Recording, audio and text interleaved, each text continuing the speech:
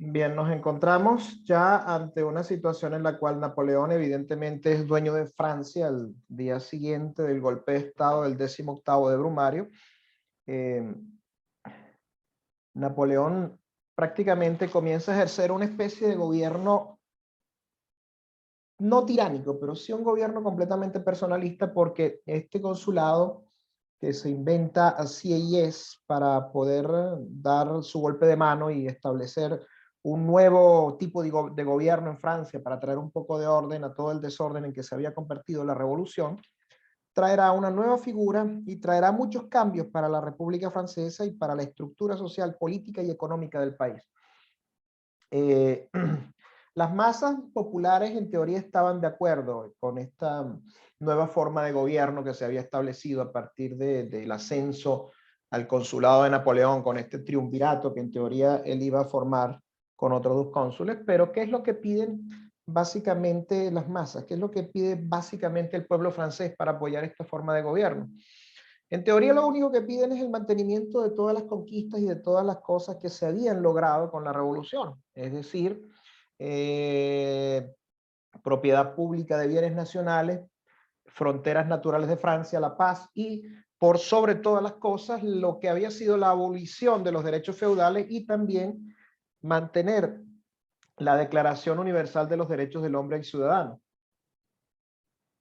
Algunos, algunos de los personajes que habían apoyado la decapitación del rey Luis querían una cierta inmunidad, y al mismo tiempo se estaba hablando de la posibilidad de que muchos emigrados, que muchas personas que habían huido perseguidas por el terror del Directorio, perseguidas por el terror de Robespierre y perseguidas por la política de Danton, regresasen a Francia, ¿no? No es absolutamente para nada fácil satisfacer estos deseos de tantos sectores, por así decirlo, distintos, pero Napoleón intentará de alguna manera satisfacerlos a todos para establecer una base fuerte de su gobierno, una base fuerte de este gobierno que es enteramente personalista, pero un gobierno fuerte que Francia de alguna manera necesitaba para calmar el caos y establecer algo de orden, ¿no? Era necesario darle un poco a todos, era necesario que Francia comenzara a tener paz, que comenzara a tener orden, y Napoleón también empieza a mover las piezas de lo que es conservar a las principales cabezas o a los principales ideólogos del Estado, aunque fuesen partidarios del gobierno monárquico, aunque hubiesen sido miembros del antiguo régimen. Y en este caso hay unas figuras de las que vamos a hablar ahora que formarán parte del gobierno de Napoleón. El primer caso es este señor, Charles Maurice de Talleyrand. Gabriela, pronunció bien, tú que eres la profesora mi profesora de francés. No, sí, perfecto, Talleyrand. Talleyrand, perfecto, gracias. ¿Qué quería Napoleón? Que el señor Talleyrand continuase a ser el canciller de Francia, el ministro de Asuntos Exteriores. Y otro personaje del que se han escrito miles de cosas, muchísimas cosas a lo largo de la historia, el señor Joseph Fouché, era el que se iba a encargar, por así decirlo, de dirigir el servicio de policía. Bonaparte cautivaba a todos, digamos, por su inteligencia, por su sencillez, por la manera de tratarlos a todos con familiaridad, y él era el que dirigía siempre la conversación. Incluso hombres como Fouché y como Talleyrand, que habían sido hombres fuertes del antiguo régimen, seguirán adelante con el consulado de Napoleón. Siempre era él, digamos, la figura central en todas las conversaciones, era la figura principal en todas las reuniones. Y había algo que era muy particular, porque en su continua conversación, Napoleón intercalaba preguntas sobre las cosas de las cuales no tenía conocimiento, y nadie advertía dónde se encontraban sus lagunas, nadie advertía dónde se encontraban esos espacios en los cuales Napoleón no tenía ningún tipo de conocimiento. Lo que nadie, digamos, hasta ese momento había tenido en cuenta es que Bonaparte no era un conocedor absolutamente de todo. En ese momento Napoleón iniciaba esa transición de general de hombre que ya había probado las mieles del poder en Italia y en Egipto, a ser el amo absoluto de Francia, ¿no? ¿Qué era lo que quería Napoleón? Simplemente navegar con seguridad, teniendo en cuenta los vientos y las mareas, hablando de una manera, digamos, un poco en el sentido y en el lenguaje de los marineros. Transitar la ruta con la mayor seguridad posible. La revolución, dijo en algún momento Napoleón, debe enseñarnos a no dar nada por supuesto. Vivía completamente al día y eso fue, digamos, el secreto de su éxito, por lo menos en esta primera etapa de su consulado. Francia estaba enferma, Francia estaba destruida, Francia estaba agobiada por 5 años de desastres y de desórdenes. Y yo me atrevería a decir que esos no eran 5 años, eran simplemente los 10 años que había durado la revolución, que habían dejado profundas heridas en la sociedad francesa y habían dejado un profundo caos. Y el país estaba completamente exhausto, estaba cansado, y era necesario que esas heridas cicatrizaran y había que gobernar, había que construir. Era necesario establecer las bases de un nuevo Estado. A pesar de que cuando se da el golpe de Estado, a pesar de que a finales de ese mes de Brumario de 1799, Bonaparte no parecía ser el hombre más importante del nuevo gobierno. Todavía todos pensaban que era el abate Sieyès. Sieyès, sin embargo, se estaba encargando de elaborar una nueva constitución que él consideraba iba a ser su obra maestra, su mayor contribución a este nuevo gobierno. ¿Qué estaba buscando Sieyès en connivencia con Napoleón y en connivencia con el nuevo gobierno? Eliminar ese sistema electoral que la República Francesa había establecido, que era un sistema electoral directo, acabar con las asambleas y sustituir esas elecciones directas a través del establecimiento de una especie de lista de personajes importantes, personajes notables, que el pueblo debería elegir, y luego de elegidos, estos miembros, digamos, o estos consejos de notables, estos consejos de personajes importantes, de sus reuniones, de sus asambleas y de sus deliberaciones, vendrían elegidos los miembros de los consejos, vendrían elegidos los miembros de lo que sería este nuevo poder legislativo que se estaba comenzando a gestar en esta constitución que Sieyès comenzaba a redactar y comenzaba a escribir. Y en la cima, evidentemente, de esa gran pirámide de poder, el gran elector permanente, que sería el cónsul, el primer cónsul, y ese primer cónsul a su vez elegiría 2 cónsules y prácticamente él concentraría todo el poder sobre sí mismo, y los 2 cónsules que lo acompañarían serían simplemente, digamos, simples ornamentos, simples adornos. Basado en la estructura o en la figura, y aquí me permito reír un poco porque muchos han acusado a Napoleón de ser un tirano. Yo no estoy muy de acuerdo con esto. Yo prefiero decir que Napoleón simplemente fue un hombre que se asentó en el poder porque evidentemente, más allá de sus ambiciones personalistas, también deseaba algo, darle algo de orden a ese caos llamado Francia, de esa República Francesa, hija de la revolución, hija del desastre revolucionario. Había que establecer un orden y era necesario evidentemente una cabeza que tuviese un poder central sólido. Y la única manera de tener un poder central sólido era que una sola persona concentrase el poder en sus manos, todo el poder en sus manos. Recordando un poco la figura de lo que es el dictador dentro de la tradición de la Roma republicana. Para quienes no lo saben, la figura de la dictadura en la Roma republicana era una magistratura que establecía o que se establecía por 6 meses en un momento, digamos, de una situación de emergencia de la República. El Senado romano elegía a algún ciudadano notable, lo que ellos consideraban el primer hombre de Roma dentro de sus tradiciones, y le proponían que ejerciera el poder supremo a través de la figura de esta magistratura llamada dictadura, que no es la dictadura como hoy en día la conocemos. Se suponía que este personaje conservaría el poder durante 6 meses, restablecería el orden, acumularía dentro de sus manos el poder de legislar y de tomar decisiones a nombre del Senado, y luego, una vez superada la coyuntura o la situación de emergencia por la que había sido llamado, él entregaría de nuevo el poder al Senado y a los cónsules. Tengamos en cuenta también que la figura de este consulado napoleónico se inspira dentro de lo que es la tradición del gobierno consular también de la República Romana, si bien tomemos en cuenta una cosa, la República Romana por lo general tenía 2 cónsules. La República Francesa tendrá 3, pero de facto será solamente uno el que gobernará, aunque la Constitución establezca que existirán otros 2 cónsules que prácticamente, como lo dije, serán figuras decorativas dentro de este gobierno.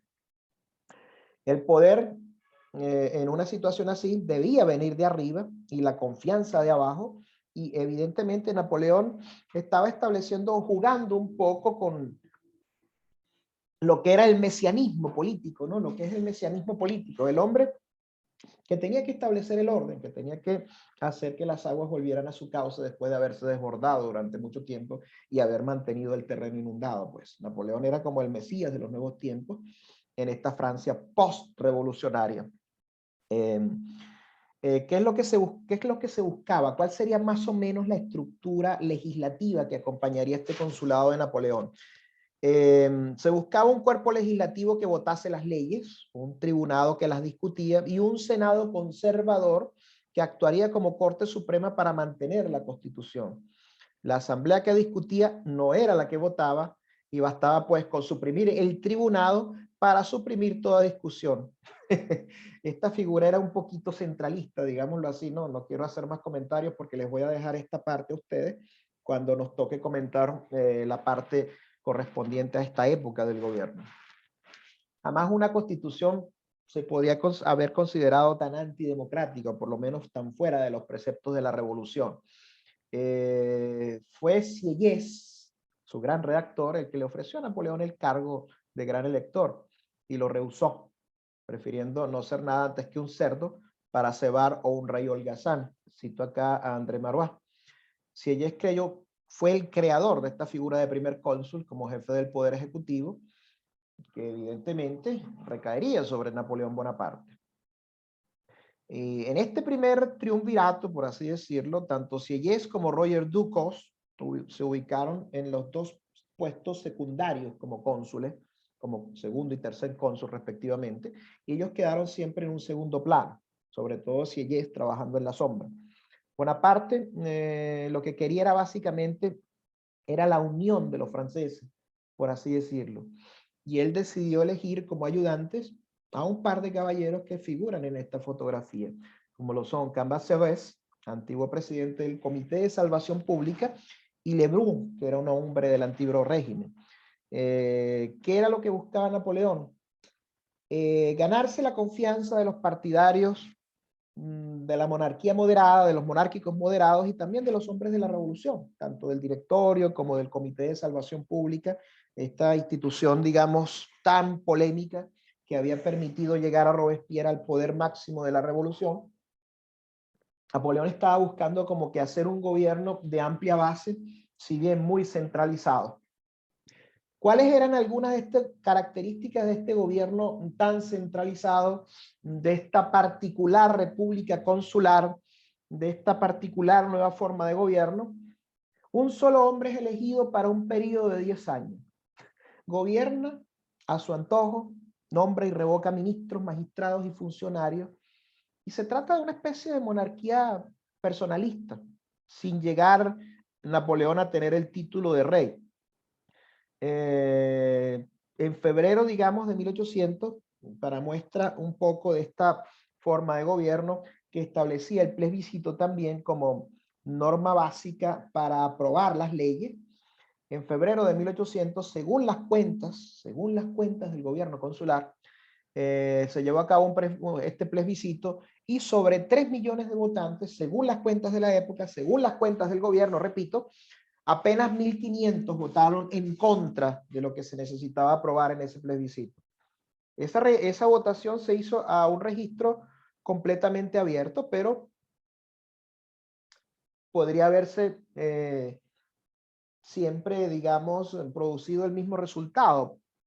A mi manera de ver esta votación, aunque los franceses estaban de acuerdo con que Bonaparte gobernara a su antojo y promulgara y hiciese y deshiciese según su parecer, yo diría que esta votación fue evidentemente manipulada, porque sobre 3 millones de votantes, 1.500 que vayan en contra, todos sabemos que en los lo que hoy en día conocemos como procesos electorales, son procesos electorales completamente manipulados. Y en esa época recordemos que el Ministerio del Interior y el Ministerio de Policía estaban a cargo de Fouché, y Fouché sencillamente era un maestro en la manipulación y también era un maestro en el control de las cosas. Simplemente tengamos en cuenta esto, ¿no?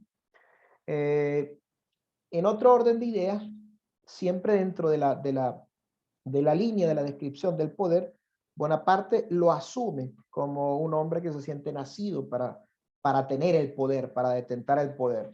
Recordemos sus experiencias de Italia y Egipto, especialmente Egipto, donde tuvo cancha abierta para ejercer el poder a su antojo y a su manera. Él había ya experimentado los sabores del poder, la embriaguez del poder absoluto, pero necesitaba Francia, como ya lo dije en algún momento.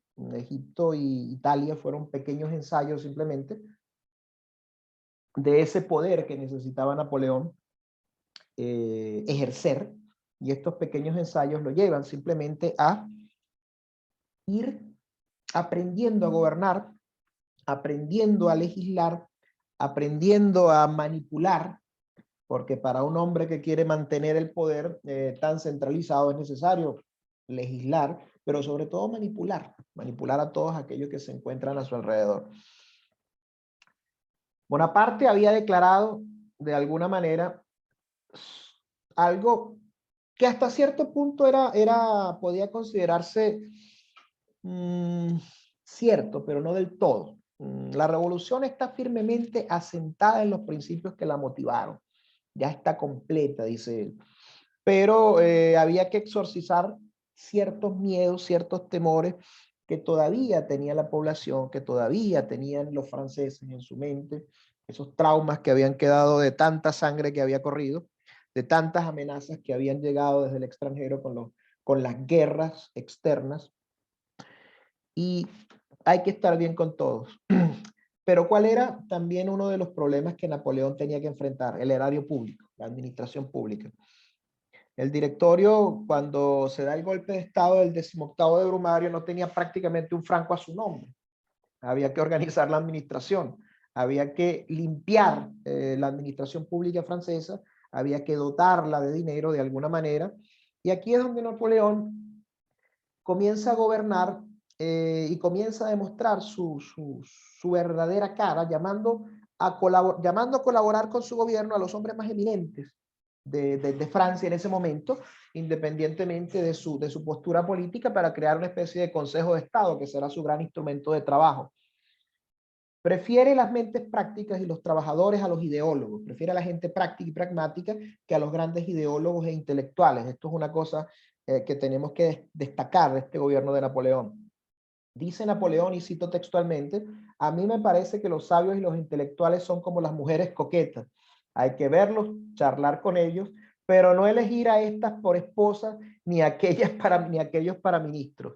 Imagínense ustedes, él piensa que la gente intelectual simplemente no ayuda en nada, que hay que ir a buscar a los hombres pragmáticos, a los hombres que ejecutan, a los hombres que accionan y a los hombres que ponen a trabajar el aparato, la maquinaria, y no a aquellos que generan las ideas, porque los que generan las ideas, según la mentalidad napoleónica, que era un hombre de acción, era un hombre práctico, eran simplemente hombres que únicamente servían para generar ideas, pero no para llevarlas a la práctica.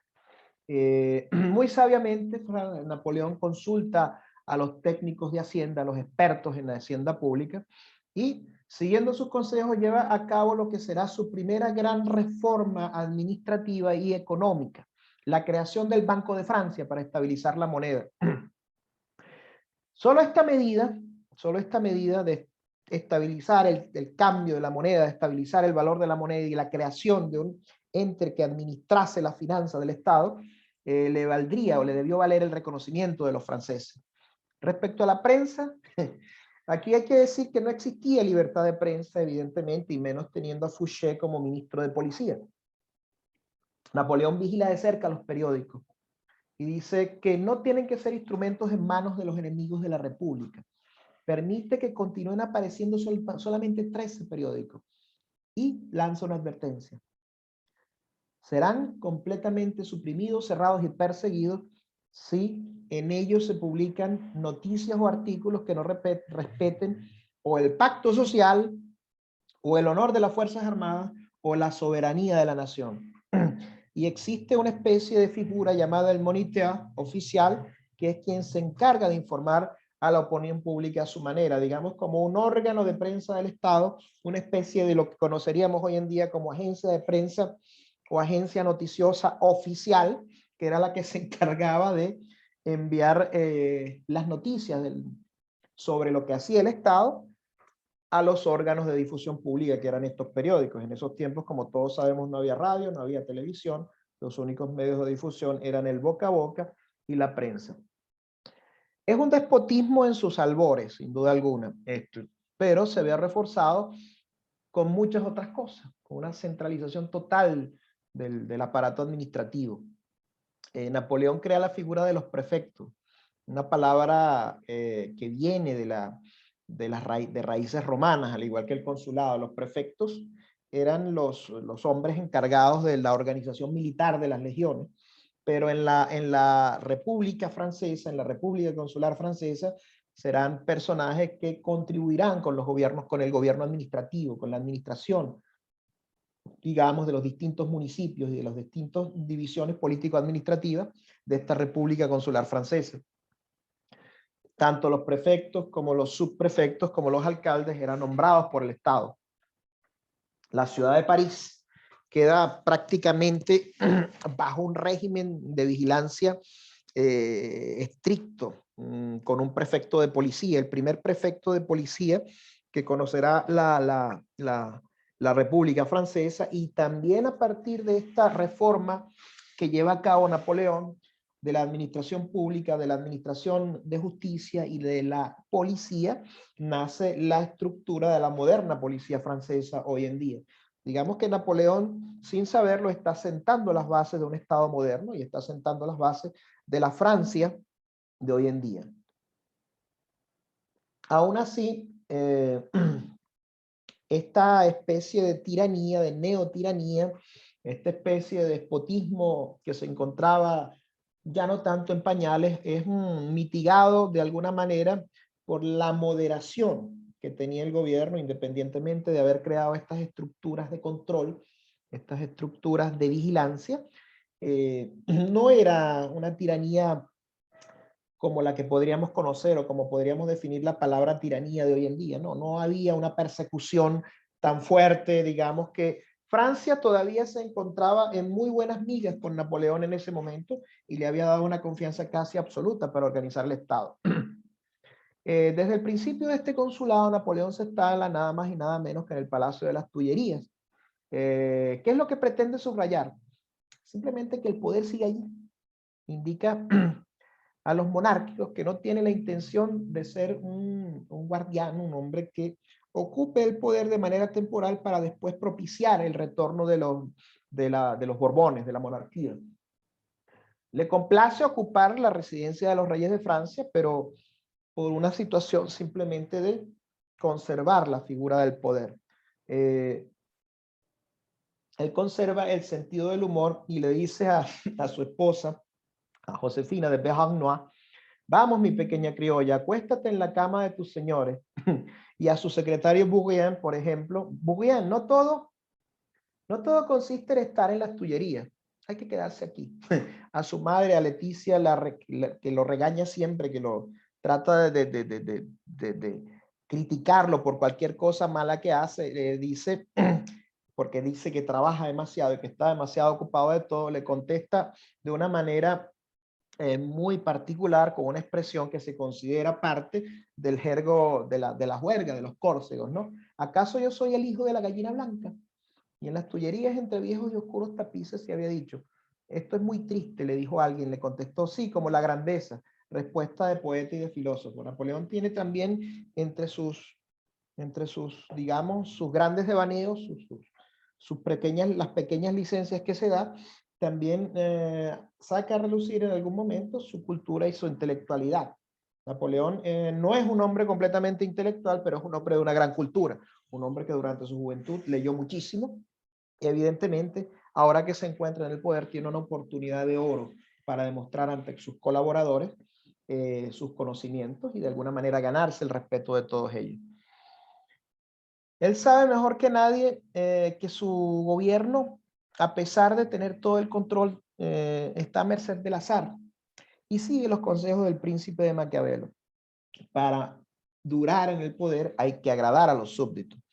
Y él dice, mi política es aquella de gobernar a los hombres como lo desea la mayoría.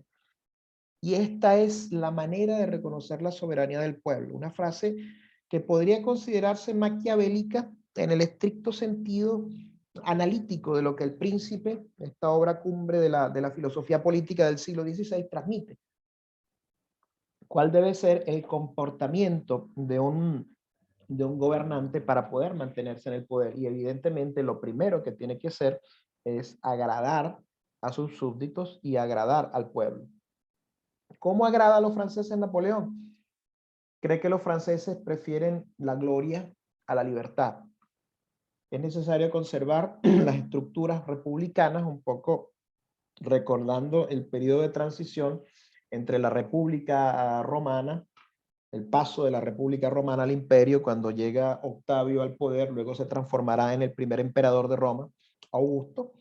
Sin embargo, él, a pesar de ser emperador, Augusto prácticamente conservó todas las estructuras republicanas, si bien el poder era completamente detentado por él, el Senado, los cónsules, los ediles curules, los prefectos, los tribunales, los tribunos de la plebe siguieron ejerciendo sus funciones y lo seguirán haciendo durante una muy buena parte de lo que fueron los primeros años de la Roma imperial, ese paso, como ya dije, de la Roma republicana a la Roma imperial. Napoleón conserva también una cosa muy particular, ¿no?, que formaba parte de lo que era el trato que se daba a los miembros del directorio y a los miembros del gobierno revolucionario en los primeros tiempos de la revolución. Estos caballeros venían llamados por sus nombres, pero evidentemente se les colocaba por delante el mote de ciudadano.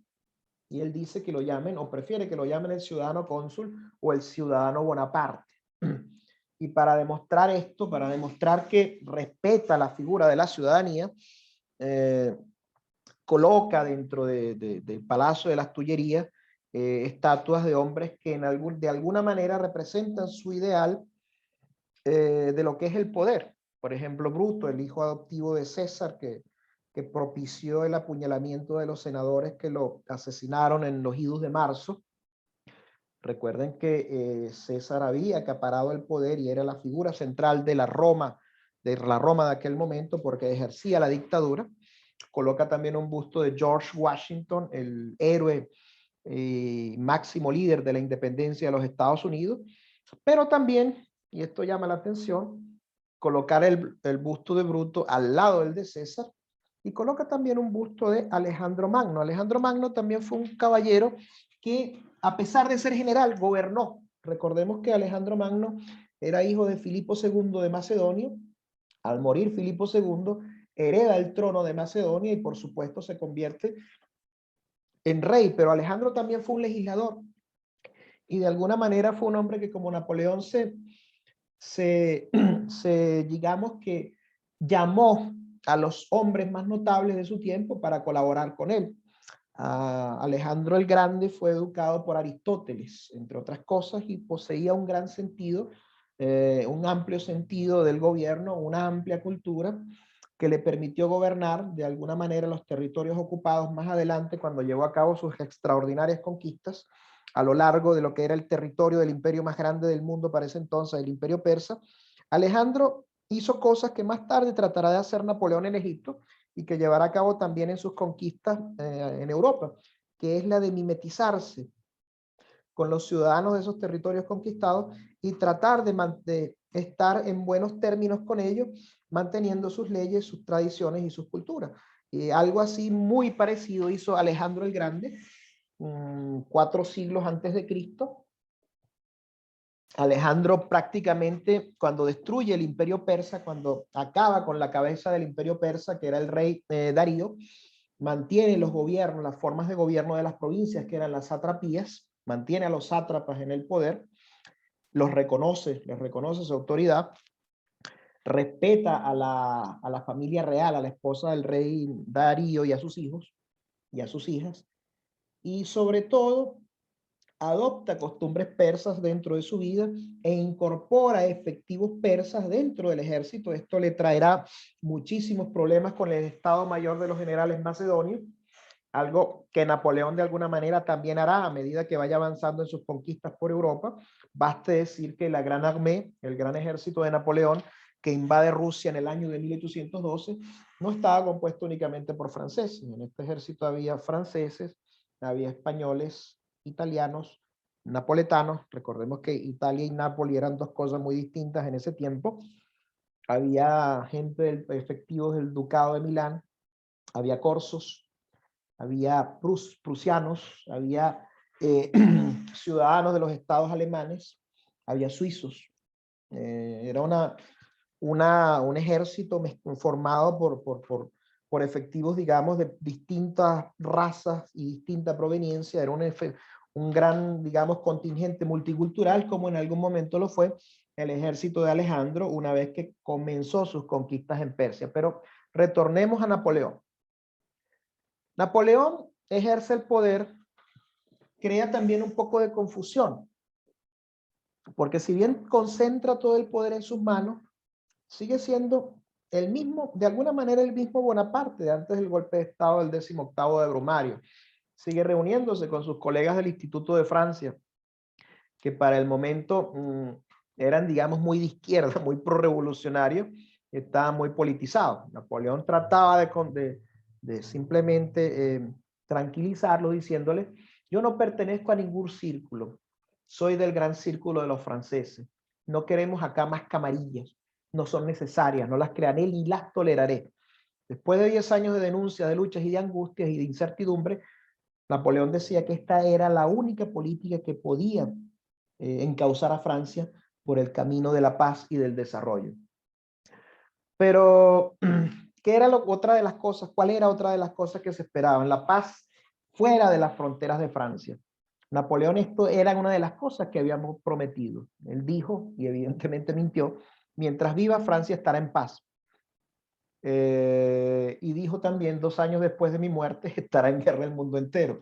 Prácticamente sucedió todo lo contrario, porque después que Napoleón se corona emperador, comenzó el avance hacia Oriente, hacia el resto de los países de Europa, y precisamente esa paz llegará después que es destronado definitivamente, después del gobierno de los 100 días, después que Lord Wellington lo vence en Waterloo en el año de 1815. Bien, quisiera escuchar sus comentarios en esta primera parte. Quisiera abrir los micrófonos. Gabriela, ¿algún comentario?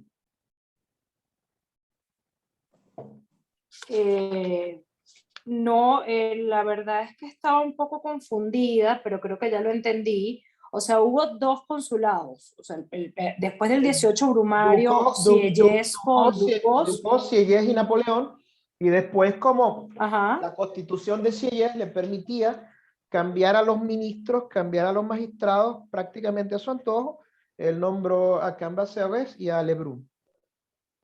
O sea, es un Ok, triunfo. pero entonces Sieyès sí logró hacer la constitución. Por supuesto. Ok. Es la constitución de Sieyès es la base del gobierno consular de Napoleón. Estos 5 años de gobierno. Ok, perfecto. ¿Algún otro comentario, Gabriela? No, no por ahora. Estoy poniendo en orden mis ideas, gracias. De nada. Mucha información. Mariela, buenas tardes. Sí. Buenas tardes. Sí, también creo que hay como bastante información para poderla canalizar. Estoy de acuerdo con lo que tú dijiste al principio de la manera de cómo Napoleón fue llevando las cosas, esa fuerza, esa fortaleza, que en muchos casos se ve como esa tiranía, esa dictadura, eso tan feo que es lo que hemos visto en la actualidad. Y no creo, pues necesariamente él tenía que tener fortaleza para poder hacer cambios, o los cambios que él quería hacer. Bueno, lo que se pensaba en ese momento es que Francia necesitaba una mano fuerte, evidentemente un gobierno centralizado para poder llevar a cabo toda esta serie de cambios, ¿no? Y sí, yo creo que en muchos casos De alguna manera En esto es lo muchos casos pienso que no le gusta a la gente, porque a nadie le gusta ser presionado a hacer algo que no está acostumbrado a hacer. Quieren seguir con el relajo, vamos a decirle así. Y él procuró enderezar eso, ¿no? Por eso necesitaba una mano dura. bueno. Y Napoleón lleva a cabo esta primera etapa del gobierno de una manera muy transitoria, ¿no? Ok, acumulas el poder en tus manos casi completamente, pero no ejerces una tiranía de persecución, no ejerces Exacto. una censura fuerte contra la prensa, simplemente adviertes, ¿no? Y no podemos juzgar tampoco el momento histórico del que estamos hablando con lo que son las características de los momentos históricos actuales, o lo que para nosotros representan las modernas tiranías. Hay que entender el momento histórico de Francia, el momento histórico social y político que vivía el país para ese momento, para poder de alguna manera comprender qué es lo que trata de llevar a cabo Napoleón en ese momento y hacia dónde lo lleva, hacia dónde llevan sus medidas, ¿ok? Pero evidentemente no todo va a salir como él pretende que salga. ¿Algún otro comentario, Mariela? No, está Okay. bien así, gracias. Rafael, buenas tardes.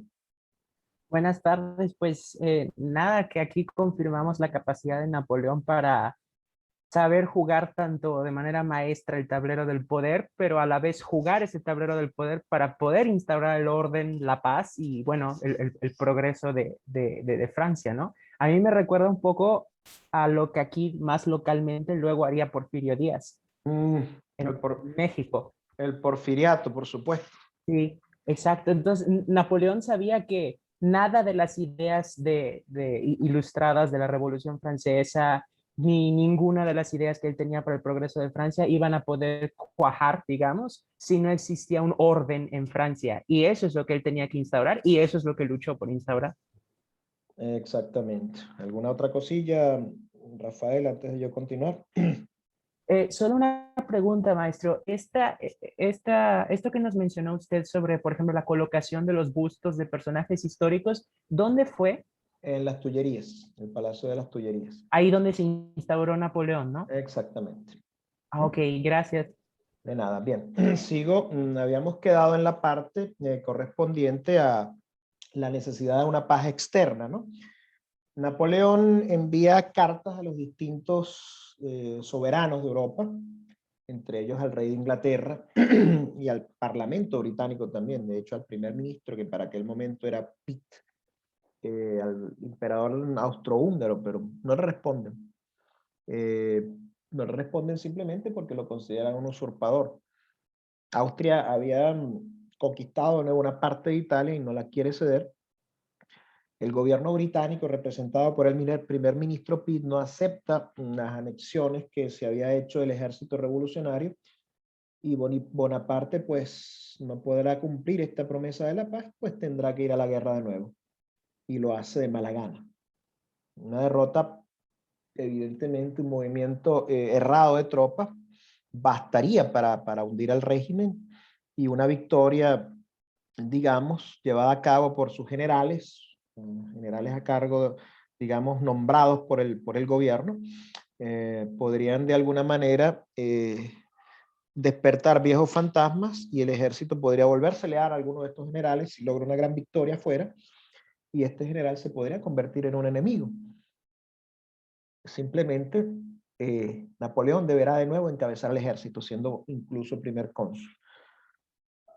En el año de 1800, concretamente en el mes de marzo, Austria vuelve a convertirse en hostil y prácticamente vuelve a marchar sobre el territorio italiano. Bonaparte juzga estúpida esta acción de los austríacos que intentan tomar Génova y él se pregunta, ¿a dónde los llevará esta situación? ¿Qué es lo que buscan con esto? Intentar invadir a través de Génova a Francia por el sur, por Niza quizás, que no es precisamente el centro neurálgico de Francia, pero podía ser una manera de penetrar en el territorio francés y de llevar a cabo una invasión que pudiese dar un golpe mortal a su gobierno, un gobierno que no es evidentemente visto con buenos ojos por los monarcas absolutistas, si lo podemos llamar así, de la Europa de aquel entonces. Napoleón se reúne, reúne un ejército, evidentemente, porque tiene que hacer frente a los austríacos en los alrededores de la ciudad de Dijon. Y la Constitución establece que el primer cónsul no puede mandar el ejército. Pero evidentemente hay una manera, como todos sabemos siempre, de usar la Constitución para saltársela. ¿Y qué es lo que hace? Nombra al general Berthier como con el mando nominal, le da el mando nominal del ejército, pero todos sabemos que realmente el mando del ejército, el mando de esta fuerza, está a cargo de Napoleón. Confía el gobierno a Cambacérès y atraviesa prácticamente los Alpes con el ejército. Esto se convirtió en un tema de propaganda muy, muy particular y en un tema de propaganda evidentemente que será aprovechado hasta el máximo por Napoleón, como ya lo hizo con su primera campaña italiana y como lo hizo en algún momento con la campaña de Egipto. Y aquí tenemos esta famosa pintura de la que ya hablamos en algún momento del cruce de los Alpes, que dice Napoleón: luchamos contra el hielo, la nieve, las tormentas, las avalanchas y bajamos como el rayo. Después, en lugar de ir hacia Génova, después de haber atravesado los Alpes con su ejército, no a lomos de este brioso caballo blanco que vemos acá, sino, como ya lo dije en algún momento, a lomos de una mula, pero no convenía la propaganda que Napoleón apareciese representado atravesando los Alpes a lomos de una mula. Evidentemente era necesario representarlo sobre un caballo brioso, encabritado, y él manteniendo firme la montura de ese caballo, como para lanzar, para enviar un mensaje de mantener firme el gobierno, firme las riendas del gobierno, firme las riendas de Francia y firme las riendas del ejército. Un caballo que, a pesar de todo lo inquieto que pudiese ser, de todo lo que se pudiese encabritar, no era capaz de derribar al primer cónsul y general Bonaparte. Como ya dije, Napoleón se dirige a Milán. Allí comete una equivocación estratégica, divide a su ejército en tres cuerpos. El general austríaco, que es Melas, rompió sus líneas y estuvo a punto de derrotarlo en la batalla de Marengo. Una batalla que gana Napoleón independientemente de una manera muy brillante, a pesar de que estuvo a punto de perderla. Y aunque la batalla parecía perdida, la llegada del general de Saxe le salva. El general de Saxe cae en la acción, muere, y prácticamente su muerte deja el honor de la victoria y todo el peso de la victoria a Napoleón. Se puede decir que Napoleón tenía ya la estrella de los grandes hombres, la estrella de los grandes líderes, la estrella de los grandes hombres de la historia.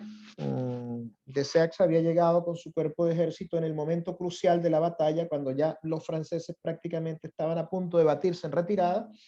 Y este ataque de este general al flanco de las tropas austríacas, al flanco desguarnecido de las tropas austríacas, cambia completamente la situación. Es un golpe de mano que pone en manos de Napoleón la victoria, y evidentemente también de esta victoria será una gran propaganda que será presentada en Francia como una victoria extraordinaria.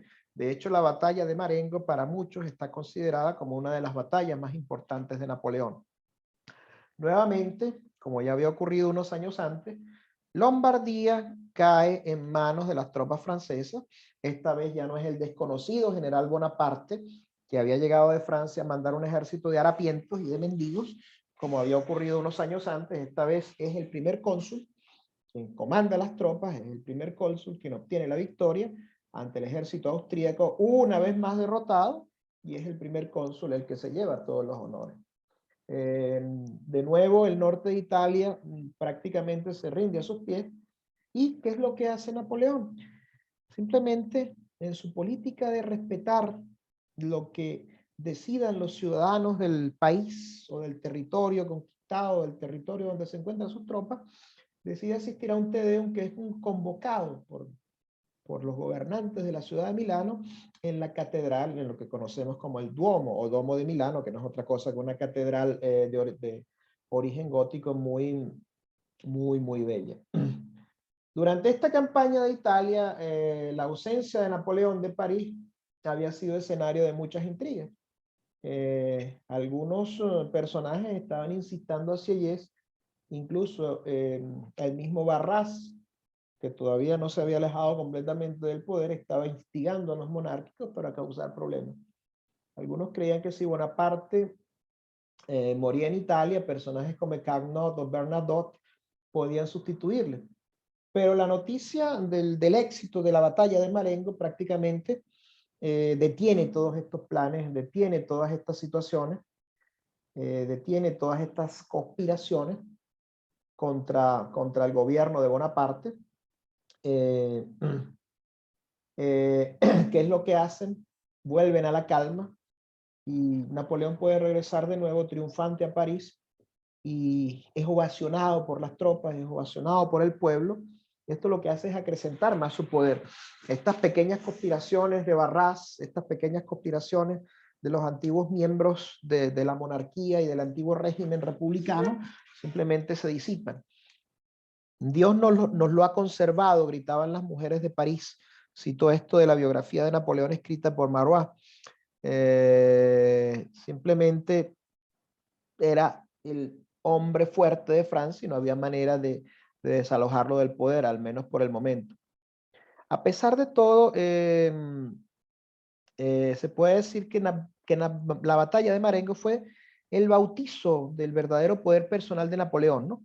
Aunque si bien no estaba del todo satisfecho con los resultados, porque a sus oídos habían llegado las noticias de estas conspiraciones y esas pocas semanas de ausencia de esta pequeña campaña de Italia habían bastado para que sus ministros y los dos cónsules que, digamos, el segundo y tercer cónsul, buscaran la manera de traicionarse. Y vuelve Napoleón a sentirse un poco como se había sentido en sus años de juventud, un poquito mal, un poquito desesperado, entristecido, digamos desencantado del género humano, y dijo algo así como que mi corazón está ya muy viejo, y era tan solo un hombre de 32 años de edad, ¿no?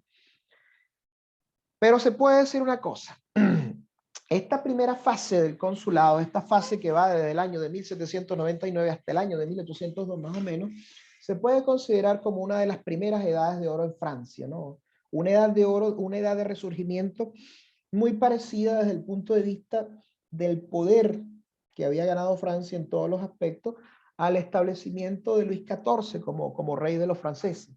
El país estaba en una situación de alza en todos los aspectos, prosperidad económica, estabilidad social. La gente estaba contenta con el gobierno y Bonaparte, ante los ojos de los hombres del pueblo, de las personas del pueblo, se convertía en una especie de hombre providencial, un hombre enviado por la divina providencia para establecer el orden. Él pensaba que la reconciliación nacional se hacía prácticamente en provecho suyo y pensaba que ningún otro hubiera podido decir a los que habían sido partidarios de asesinar al rey: conservaréis vuestras cabezas y vuestros puestos, pero olvidaréis vuestros odios y permitiréis que los católicos practiquen su religión en paz. Y a los antiguos exiliados, a los emigüés, les había dicho: regresaréis, tendréis vuestros sacerdotes, pero deberéis renunciar a todo deseo de venganza. Era una manera difícil de mantener los principios de la revolución y establecer una especie de alianza, como una especie de puente entre dos tiempos distintos, entre dos sistemas de gobierno distintos, entre dos épocas distintas. El gobierno personalista, consular, y el viejo régimen republicano francés. Era una tarea muy particular que Napoleón estaba llevando a cabo hasta ese momento con éxito, porque el país se encontraba, como lo dije, en alza, pero el país estaba viviendo una etapa de oro verdaderamente importante y todos estaban contentos con Napoleón, por lo menos las bases, el pueblo estaba contento con Napoleón, una buena parte también de la burguesía y de la nobleza estaban contentos con él, solamente algunos ministros y algunos personajes del alto gobierno que habían intentado traicionarlo, pero cuyas aspiraciones fueron detenidas una vez que llegó a París la noticia de la victoria de Marengo. Una cosa importante, esta actuación de Napoleón en el Te Deum de Milán, después de la victoria de Marengo, respondía a una acción política muy, muy deliberada, que era quitar a los Borbones o a la familia de los Borbones, la familia de los antiguos reyes de Francia, digamos, lo que era la clientela católica. Recordemos que los Borbones eran católicos y por otra parte a Napoleón le gustaban las ceremonias católicas y él recordaba con mucha emoción o mantenía en sus recuerdos las campanas de las iglesias de Córcega a las que asistía con su familia durante la infancia. Napoleón no era un creyente católico ferviente, ¿no? Era más bien una especie de deísta. Él establecía a la manera de Voltaire que era necesario que existiese una divinidad para poder crear buenas costumbres. Y él decía, no hay más que una manera. ¿Cómo se pueden establecer las buenas costumbres? Restableciendo la religión. ¿Cómo se puede mantener el orden en un estado sin religión? La sociedad no puede existir sin la desigualdad de la riqueza y esta es imposible sin la religión, decía Napoleón. Para él era necesaria la existencia de clases sociales, de pobres y ricos, porque debía existir un balance en la sociedad. ¿Qué es lo que buscaba? Una especie de religión política. Trataba de hacer que se firmase un concordato con el Papa y restablecer la Iglesia Católica en Francia. Pero necesitaba el pasar del tiempo para que esta idea madurara, evidentemente, porque esta idea del retorno del catolicismo, de establecer un concordato con el Papa, no era del agrado del ateísmo revolucionario y de los partidarios de la revolución que aún quedaban dentro de las estructuras del gobierno. En este terreno, evidentemente, Napoleón tenía que ir obrando día a día. ¿Qué es lo que sucede hasta este momento? El consulado está marchando de una manera exitosa, independientemente de los problemas externos, independientemente de la situación que se pueda presentar más allá de las fronteras de Francia. Evidentemente existían conspiraciones en contra de Napoleón, pero su poder personalista estaba día a día creciendo y tenía a hombres extraordinariamente controladores en el poder. Vuelvo a recordar la presencia de Joseph Fouché como ministro de policía, que era quien dirigía todo el aparato, no solo policial, sino también de espionaje. Todos los días prácticamente Fouché informaba a Napoleón sobre la situación política y sobre la situación de las posibles conspiraciones que pudiesen ocurrir, no solamente en la corte y en la burguesía, sino también dentro del aparato más importante para Napoleón, que era el ejército. Recordemos que él era cónsul, pero también era general. ¿Algún comentario a estas alturas de la clase, muchachos? ¿Alguna pregunta o duda? Gabriela. Profesor, una pregunta. ¿Todavía existía en ese momento el Comité de Salvación Pública? No, para nada. El Comité de Salvación Pública había desaparecido desde con la revolución. En este momento no hay Comité de Salvación Pública ni de Salud Pública. En este momento lo que hay es un ministerio de policía. Claro, pero es que usted al principio de la No. clase Ajá, hizo un comentario y... Sí, yo no sé si recuerdas que te dije que uno de estos personajes, Cambaceres, provenía del viejo Comité de Salvación Pública. Ok. Perfecto. No es que Okay. no, en este consulado no hay Comité de Salvación Pública. Acuérdate Exacto. que Napoleón desaparece todas las estructuras Claro, claro. de la vieja revolución y con la Constitución de Sieyès crea un nuevo esquema de poder y un nuevo esquema de elección de los legisladores. Acuérdate de todo aquello que hablamos al principio de la clase, de los consejos que legislan pero no aprueban las leyes, que las leyes se tienen que someter a plebiscito para poder ser aprobadas. ¿Recuerdas esto, no? Sí, perfecto. Sí, pero a estas alturas no había Comité de Salvación Pública, no, nada de eso. Claro. Gracias. De nada, Gabriela. Mariela, ¿algún comentario? Creo que Mariela no me escucha. Rafael.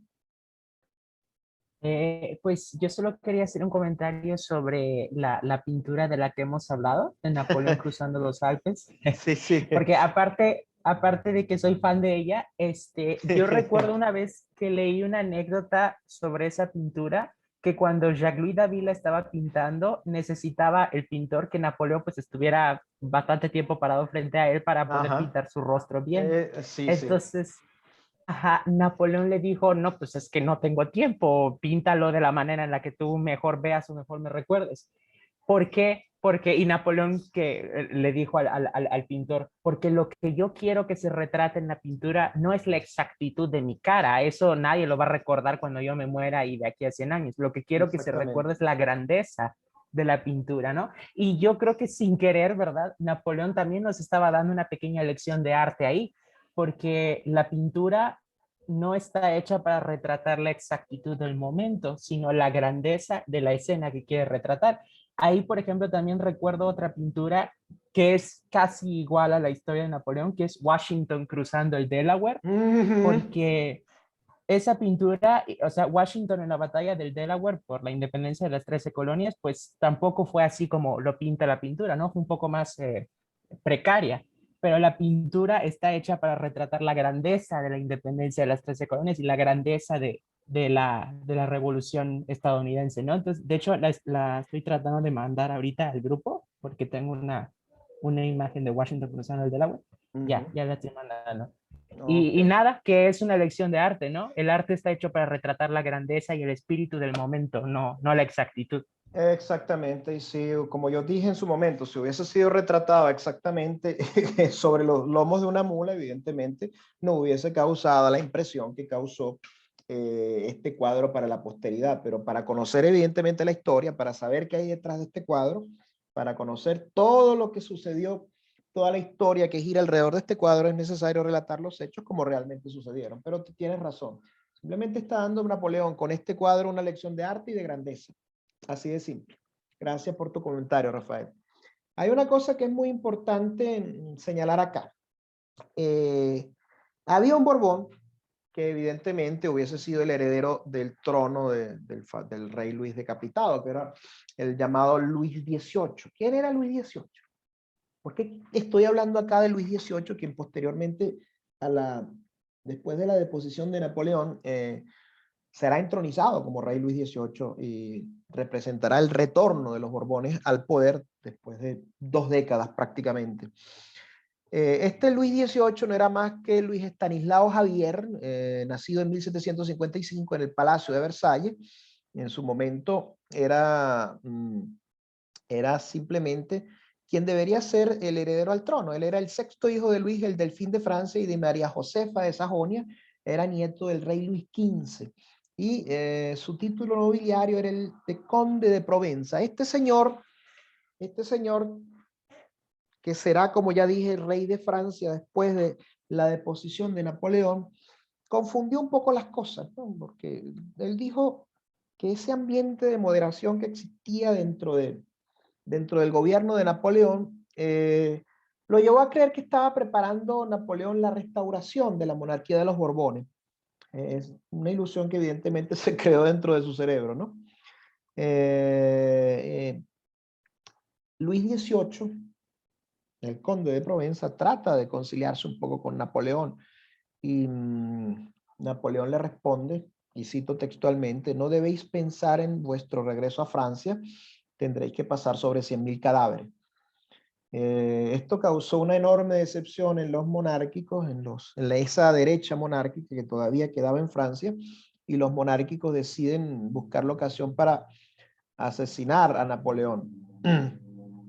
Y se producen algunos atentados contra su persona, maquinados con pistolas, con una serie de cosas, de armas prácticamente que no iban a tener ningún efecto sobre Napoleón. Y Napoleón lo que quería era simplemente seguir con su poder personal, con su proyecto personal y con su proyecto de reconstrucción de Francia. Y él acusa a los antiguos partidarios del que había sido el hombre del terror, Robespierre, de haber organizado estos atentados, pero no ataca directamente a los monárquicos. E hizo deportar a más de 100 de ellos, ¿no? Y más tarde, Joseph Fouché descubrió a los verdaderos culpables, que eran los llamados chuanes o militantes de la monarquía. Sin embargo, los republicanos deportados no volvieron nunca a Francia porque evidentemente su retorno hubiese sido una especie de situación peligrosa para Napoleón. Por eso nunca se permitió su regreso, independientemente de que Fouché hubiese descubierto luego que quienes organizaron estos atentados contra Napoleón habían sido promonárquicos. Napoleón siempre se dijo que había tenido miedo de los jacobinos. Independientemente de eso, de que los hubiese utilizado de alguna manera para llegar al poder, como utilizó a todas las facciones políticas de la Francia de entonces, se dice que él siempre odió a los jacobinos, que siempre les tuvo una adversión tremenda. Y muchos de los colaboradores más cercanos a Napoleón estaban muy preocupados por estos atentados que se repetían prácticamente, o que durante esa época se repitieron con muchísima frecuencia. La causa es evidente, decían, el Estado se encarna en un solo hombre y los adversarios del régimen estaban seguros de que destruyendo a la cabeza del régimen se destruía al gobierno, se destruía la estructura de este gobierno. ¿Y qué es lo que se busca? ¿Qué es lo que le sugieren a Napoleón? Que se designe un sucesor. A Napoleón no le gusta esta idea para nada. ¿Qué es lo que se está buscando con esto? Prácticamente se está hablando desde mi muerte. ¿Qué sucesor? ¿Quién podría suceder a Napoleón si no tenía hijos directos? Josefina tenía 2 hijos que eran hijos de Josefina, que habían sido adoptados por Napoleón, pero evidentemente legalmente no podían representar una línea de sucesión. Fíjense que ya aquí se comienza a hablar prácticamente en términos monárquicos, ¿no? A pesar de que el título del gobierno de Napoleón fuese el de un consulado. ¿Quién podía ser su sucesor? Dice Napoleón: José Bonaparte es retorcido, Lucien es violento, Luigi es débil. ¿Y por qué tiene que ser necesariamente un Bonaparte? ¿Qué es lo que se podía hacer entonces? Designar como heredero a su hermano Luis, designar como heredero a José Bonaparte. Esta solución no agradaba a la nación, sin embargo era, digamos, del agrado de su esposa Josefina. Y Napoleón, ¿qué es lo que prefiere? Simplemente confiar en su suerte, confiar en su destino y, por así decirlo, en la torpeza y poco sentido común de los asesinos, de los hombres que llevaban a cabo las acciones de los atentados. ¿Cuál era el verdadero peligro al que Napoleón temía más? Una conspiración del ejército, una conspiración de los militares o una derrota militar. Cualquier militar afortunado, decía, teme más a otros militares que a un líder civil. Y todo general vencedor, pensaba él, se dice a sí mismo: ¿por qué yo no? ¿Y por qué él? Esto nos lleva un momento, nos retrotrae un poco a los hechos que de alguna manera desencadenaron la crisis que llevó al traste a la República Romana, cuando los ejércitos de las legiones romanas comenzaron a ser más leales al general que los comandaba que al Senado o a la República en sí misma. Esto era lo que temía Napoleón, y esto también es una cosa a la que Maquiavelo hace alusión en El Príncipe. El hecho de confiar las tropas a un general que pudiese obtener una victoria y volverse popular podría significar un problema para el príncipe que desea mantenerse en el poder. Una de las cosas que aconseja Maquiavelo en El Príncipe es que el mismo príncipe debe estar a la cabeza de sus tropas. ¿Qué es lo que sucede en este caso? Napoleón comienza incluso a sentir miedo de sus generales. Hay generales como Dumas, que era uno de los generales de confianza de Napoleón, que cae en desgracia y simplemente murió, se dice que de pena, realmente murió de un infarto por la depresión.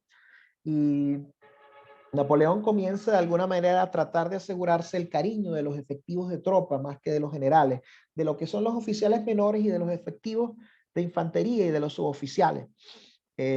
Visita siempre los campamentos, habla de manera muy familiar a los soldados, vestido con una levita gris prácticamente sin adornos, y durante mucho tiempo este afecto de los soldados, este afecto de los efectivos de base del ejército es lo que lo va a proteger de los atentados y va a proteger su vida durante los años siguientes, especialmente durante los años de las campañas en Europa.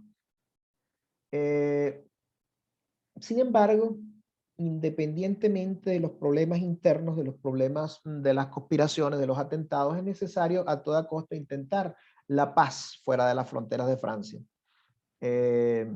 Marengo había estado a punto de perder la batalla y en 1801 firma con Austria el Tratado de Lunéville en unas condiciones favorables para la República Consular Francesa, que sigue conservando Bélgica en la orilla izquierda del Rin y queda además protegida por una amplia extensión de repúblicas amigas, que son la República Batava, la República Helvética, la Cisalpina y la República Ligur, que es la República Genovesa. En el Rin se crean 4 nuevos departamentos y lo único que falta es aceptar o conseguir de alguna manera obligar al gobierno británico a aceptar ese tratado. Napoleón dice a los delegados de Bélgica: los belgas son franceses de la misma manera que lo son los normandos, los alsacianos, los languedocianos y los borgoñeses. El primer ministro de Gran Bretaña, Pitt, no piensa lo mismo y, sobre todo, si se tiene en cuenta que Bonaparte también pretende conservar antiguas posesiones británicas ahora en manos de Francia, que son Egipto y Malta. Y otra cosa que tenemos que tomar en cuenta es que Francia acaba en ese momento de comprar a España la Luisiana en América. Y esto prácticamente enfrenta a los ingleses y a los franceses ya no en territorio europeo, sino en el territorio de las colonias en América. Recordemos que Francia poseía colonias en América en ese momento y también Gran Bretaña. Este asunto evidentemente crea más fricciones entre los franceses y los británicos y amenaza con cerrar las puertas de Europa al comercio británico. En ese momento, en este momento puntual, el zar Pablo I de Rusia, padre de Alejandro I, se alía con Bonaparte y esto prácticamente parece garantizar por algunos momentos los proyectos de Bonaparte, los proyectos de paz europea de Bonaparte.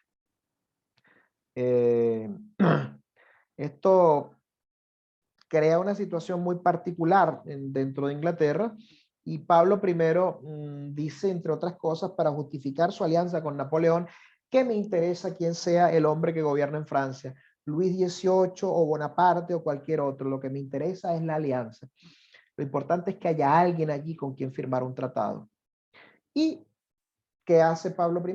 Coloca un busto de Bonaparte en el Palacio Real en San Petersburgo. Incluso promete a Bonaparte crear con Dinamarca, Suecia y Prusia una liga de potencias no alineadas para de alguna manera defender la libertad marítima y hacer frente al predominio marítimo británico. Esto es prácticamente un bloqueo, digamos, indirecto contra la flota británica y contra el comercio británico en los mares del norte de Europa. Pero sucede una situación muy particular. En marzo de 1801, el zar Pablo I es asesinado. Según Bonaparte, este crimen se debió a las intrigas del gobierno británico. Y unos días antes, el mismo Napoleón se había librado de una explosión de un carro cargado de pólvora en París, que aparentemente este atentado no había sido ordenado dentro de Francia, sino que había sido ordenado por los ingleses para sacarlo del juego. Él dice: los ingleses perdieron la ocasión de asesinarme, pero no perdieron la ocasión de eliminar al zar Pablo en San Petersburgo. Y tampoco la habían perdido en Egipto, porque en ese momento las tropas francesas habían capitulado y se habían rendido. Pero a pesar de esto, sin duda alguna, era necesario entablar negociaciones. Estas negociaciones serán algunas de las negociaciones más hipócritas de la historia entre Francia y Gran Bretaña, porque los comerciantes ingleses estaban preocupados por el posible envío de una expedición francesa a Santo Domingo y por los gastos que esta guerra pudiese acarrearles a ellos. Bonaparte no ignoraba que Lord Nelson, había podido disolver en un solo día la Liga de Países Neutrales, la marina de estos países neutrales o de estas potencias no alineadas que había intentado crear el zar Pablo, ¿no? El control de los mares era evidentemente una situación muy importante para decidir, para inclinar la balanza de la guerra, pero como ya dije anteriormente, era necesaria una especie de paz algo hipócrita, por así decirlo, y a raíz de los intereses comerciales, de los intereses económicos, se firma esta paz, la paz de Amiens en el año de 1802. ¿Cuáles fueron las cosas que sucedieron durante este tratado o que derivaron de este tratado? Egipto era devuelto a Turquía y Malta es entregada nuevamente a los caballeros de la orden. Francia conserva sus conquistas europeas, pero evidentemente tanto el gobierno francés como el gobierno británico tenían segundas intenciones. Los ingleses prometían la evacuación de Malta, pero no tenían intenciones de hacerlo. El Parlamento británico, al mismo tiempo que aprobaba el tratado, contaba con la vigilancia de su majestad para tomar las medidas necesarias si los asuntos públicos evolucionaban favorablemente. Napoleón sabía perfectamente que Inglaterra no se conformaría y que él tendría que defender Bélgica y el Rin hasta el final contra algunas posibles incursiones del ejército británico en territorio continental europeo. A este punto, ¿alguna pregunta, alguna duda, algún comentario? Maestro, el zar Pablo I fue el hijo de Catalina, ¿verdad? De Catalina la Grande. De Catalina la Grande, que tenemos que recordar que Catalina ni siquiera era rusa, Catalina era de origen alemán y llegó a ser Sí. emperatriz de Rusia porque se había casado con un zar de Rusia. Sí, Pablo I era el hijo de Catalina de Rusia. Gracias. ¿Algún otro comentario, Rafael? No, por ahora solo esa era mi duda. Ok, Gabriela. No, tampoco. La única, bueno, yo soy como muy cronológica, profe, entonces me pierdo un poquito en, ya él aquí es el cónsul vitalicio, es que se llamaba, que él, No, que él es el único cónsul, pues ya no hay otros cónsules. Recuerda que él es el primer cónsul que según esta constitución puede gobernar por 10 años. Es el cónsul que nombra a sus otros dos cónsules como colaboradores, que no son más que, como dije, figuras ornamentales. Y sí, evidentemente ya Napoleón es ese cónsul. Ya se ha creado prácticamente el aparato legislativo y el aparato de poder que lo va a llevar a coronarse emperador en 1804. Ya Napoleón es ese cónsul, digamos, ese primer cónsul con autoridad total entre sus manos de facto, por así decirlo, más no dentro de la legislación. O sea, dentro de lo que son las instituciones republicanas, se mantiene como una máscara de gobierno republicano, aunque él controla prácticamente todo el poder. Recordemos, como ya dije, la Constitución de Sieyès, ¿no? Y en este atentado que usted comenta en París, es cuando él manda matar al conde de Anguien. Sí, en ese momento se consideraba que el duque de Anguien era un emisario o un agente de los ingleses, porque Napoleón estaba seguro, aunque la historia con el paso de los años ha demostrado que esto no es así, que el asesinato del zar Pablo I fue causado, fue ordenado, por así decirlo, por el gobierno británico, debido a la decisión del zar de crear esta liga de potencias no alineadas para, digamos, establecer como un contrapeso contra la Marina Británica en los mares del norte de Europa. Pero la historia ha demostrado que se debió más que todo a intrigas internas dentro de la misma corte rusa, ¿no? Esto no tuvo nada que ver con el gobierno británico. El asesinato del duque de Enghien, del cual vamos a hablar en la próxima clase, es uno de los errores políticos, diría, más graves cometidos por Napoleón, porque el duque de Enghien no tenía absolutamente nada que ver con los crímenes que se le imputaban. No sé si recuerdas el hecho, Gabriel. Sí, sí, perfectamente. Eso lo vamos a ver con más detalle en la próxima clase, ¿ok? Ok, chévere. Gracias. Mariela.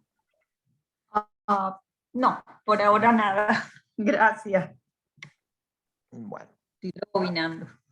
Ok. Bueno, ya nos falta poco. No quisiera hacer tampoco la clase muy larga porque evidentemente llega un momento en que las distracciones pues hacen que se pierda, que los estudiantes pierdan un poco el hilo de los hechos, y yo creo que lo más sano es dejar esta clase como hemos dejado las otras, y si es necesario alargar el curso con una o dos clases más, no tengo ningún problema, porque como ya dije, es demasiado material, es demasiadas situaciones que hay que analizar. Recordemos que por allí viene todo lo que es la etapa triunfal del imperio, de 1804 a 1811. Hay que hablar de la segunda y de la tercera coalición.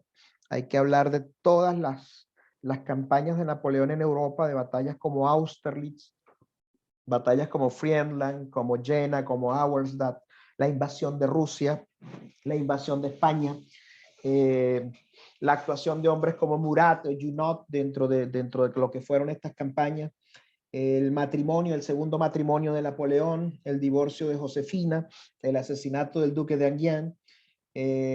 Vamos a hablar de otro hecho muy particular, que fue la toma de Moscú, uno de los más grandes errores estratégicos de Napoleón a mi manera de ver. Todas estas cosas hay que irlas viendo para poder cerrar el círculo alrededor de una de estas figuras, que es a mi manera de ver una de las figuras más importantes de la historia, ¿no?